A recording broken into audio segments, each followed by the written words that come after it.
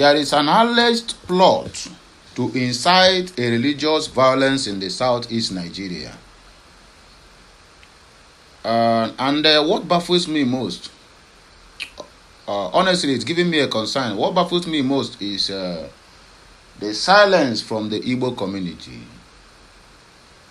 Some Hausas now who are hearing our language are dressing in hijab, going online and making all manner of videos saying that Igbos are attacking Muslims, or rather Igbos are attacking Igbo Muslims, or they said Igbo Christians are attacking Igbo Muslims.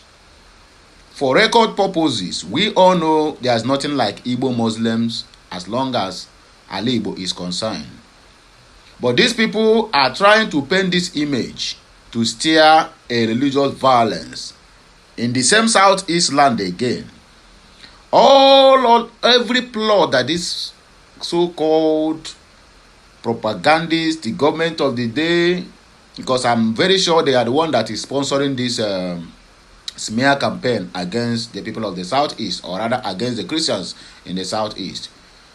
Everything, all these things started happening when Donald J. Trump said, "I am coming to liberate Christians."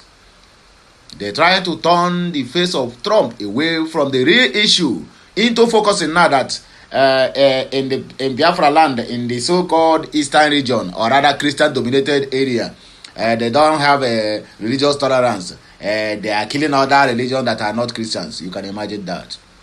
So the IPOB don't come out now, warn against any plot to incite religious violence in the southeast. And this message is supposed to go viral because about 5 of these girls who are doing this have been not caught. The DSS is not, no, they don't share. Let that mean that the Igbo man is the one, or Igbo woman is the one that is doing all this. But simply because all these people are being sponsored by the so-called DSS, EFCC, and also the government of the day, which is Asorok.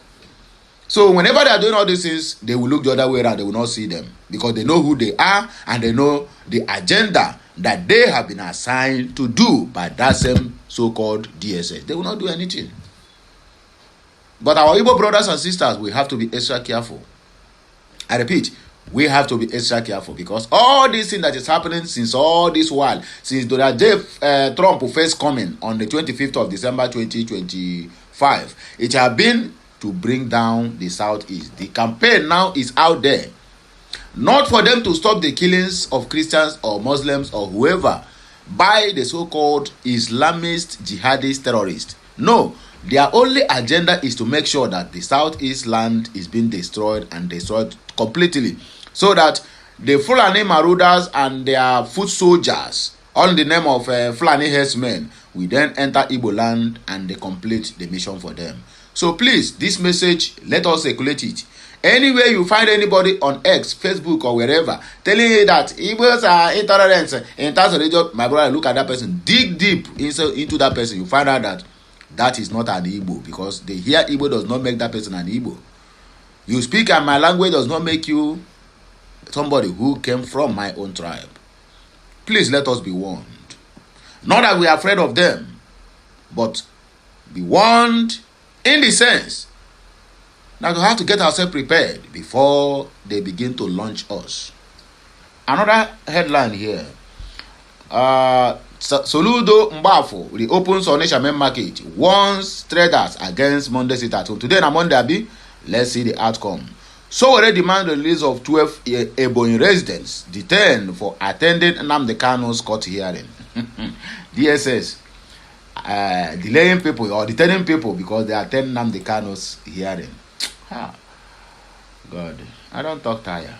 I don't cry tire. I don't shout tire. I don't be in the mood tire over what is happening in that zoo called Nigeria. A country that removed your curriculum, removed your history from their curriculum. And then P2B and the rest of all of them are still jumping from Labour Party to APC to PDP to ADC. But to them, you are nothing to them. So who are you trying to please? Who are you trying to impress? I beg, let us read the news. I have no time for all this rubbish. The indigenous people of Biafra, IPOB, a prominent non-violent self-determination movement advocating for the rights and independence of the Biafra people, issued a grave alert in a press statement dated January 30th, 2026. Before I forget, the trending online now have become that Muslim must enter, not will, must enter every household in Biafra land. That is the message. So please deal with this message. They said Muslim, or rather Islam, must enter every household in Biafra land. That is what they said, and that is what I've been preaching. They said Islam is supreme. Okay, dated 30th January 2026, cautioning against what it described as a coordinated scheme to plunge the southeast region, referred to as Biafra land or Alibu, into chaos.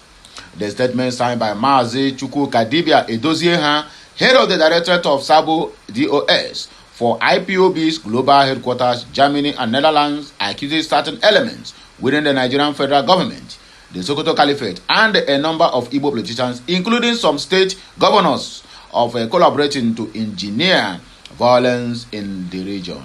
IPOB reaffirmed its core principles of peace, unity, freedom, and its long-standing commitment to non-violent pursuit of self-determination. According to IPOB's intelligence, the alleged plan involves staging attacks on Muslim minorities in the southeast, deliberately framed as religious reprisals.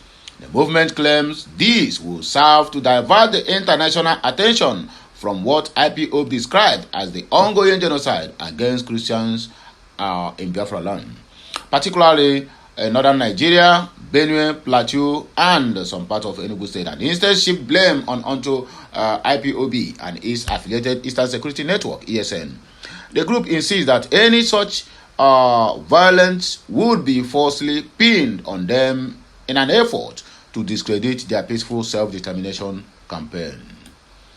IPOB categorically denies any connection to two individuals recently linked to threats against Muslim minorities, Ifeanyi Okolinta Eze, known as Gentle the Yahoo, and Chinonso Azaya Onyedikachi, known as Igwe Butuzo NJ Makeup. The statement emphasizes that neither man is a member of IPOB nor holds any position within the Eastern Security Network. The press release points to conflicting accounts from the Nigerian military regarding Ifeanyi Eze. In October 2025, the Nigerian Army publicly announced that troops from the 34 Artillery Brigade, working with other security agencies under Operation Udoka, had arrested Eze and others in in Okigwe, Imo State.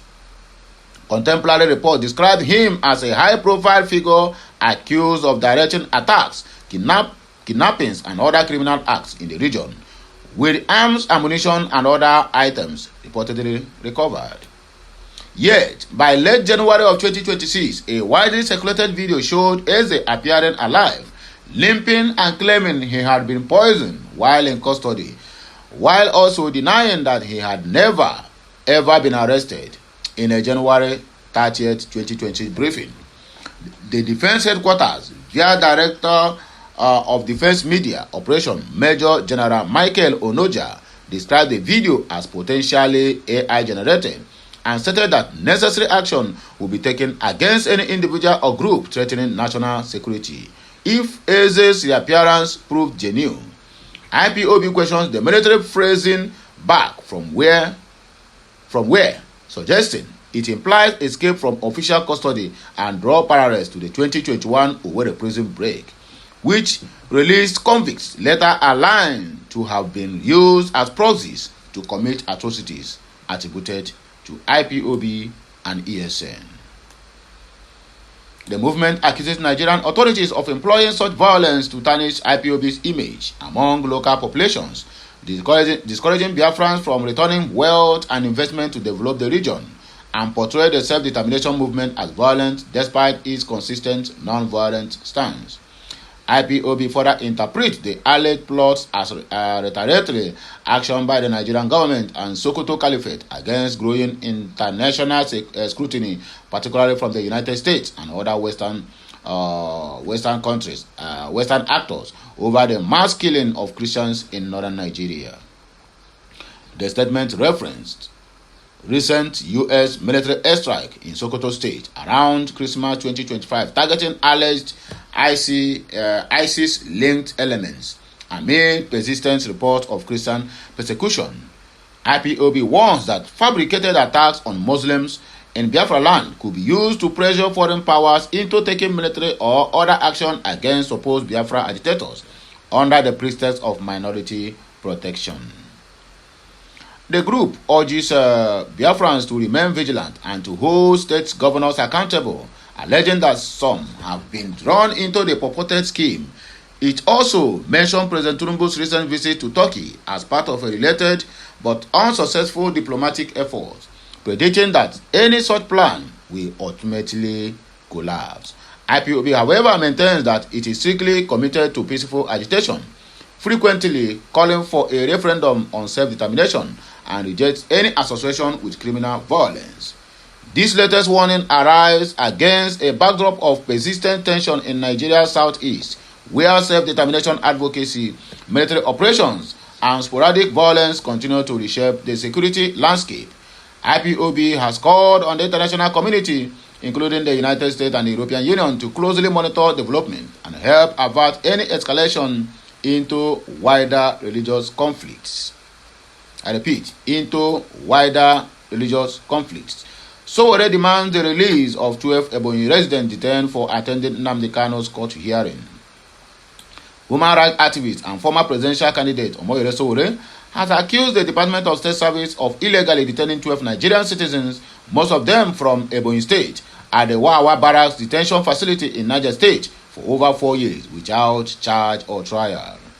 Sowore, in a post shared via his verified X handle, formerly known as Twitter, account on Sunday, said the individuals were arrested in Lokoja, Kogi State in 2021 while traveling to Abuja to attend a court hearing for the detained IPOB leader Mazi Nnamdi Kanu. He wrote, since 2021, the lawless Department of State Service, DSS, had unlawfully detained these citizens at Wawa Barracks. Their only offense was traveling to Abuja to attend a court appearance. In the case of Mazi Nnamdi Kanu, what an irony of life. Wow. Oh. So really said the detainees as Wisdom Ezike, Kennedy Ojima, Chinedu Nwoba, Igwe Samson, David Ogbennaya, Aja Joseph, Barrister Awoke, Chinonse Oyibe, Eze Joseph, Okezie Fortune, and 2 unnamed drivers, including one identified as Ikechukwu. According to the activists, the detainees were picked up by DSS operatives and have been held in custody since 2021 without trial, describing it as a gross violation of their constitutional rights. These individuals have been illegally detained without charge or trial for over 4 years in blatant violation of the fundamental principles of justice and human rights, Sowore said. Sowore called for the immediate and unconditional release of the detainees and all the federal government to compensate them for prolonged incarceration. He also demanded that the DSS officials involved be identified and prosecuted. The DSS must release them immediately and unconditionally. The federal government must adequately compensate the victims, identify the officers responsible, and ensure they held full accountable for these egregious violations, he said. Describing the detention center as a dark site, Sowore also demanded the closure of the Wawa Barrack facility, alleging it was being used to perpetrate human rights abuses. Wawa Barrack detention center must be closed down immediately, according to Omoyele Sowore. Anyway, my people, now here we go. This brings an end to this program or this message, as you may choose to call it. I go hear my voice again when I come back. Don't forget, today is Monday, and today happens to be the second day in the month of February and in the year of 2026. So please, kindly circulate this message, let it go viral. And at the same time, make sure you subscribe and follow us on all of our social media handles. And in fact, let's call it a day. Happy Monday to you all. Happy new week and happy new month. It shall be well with all of us. Kachineke mezioku.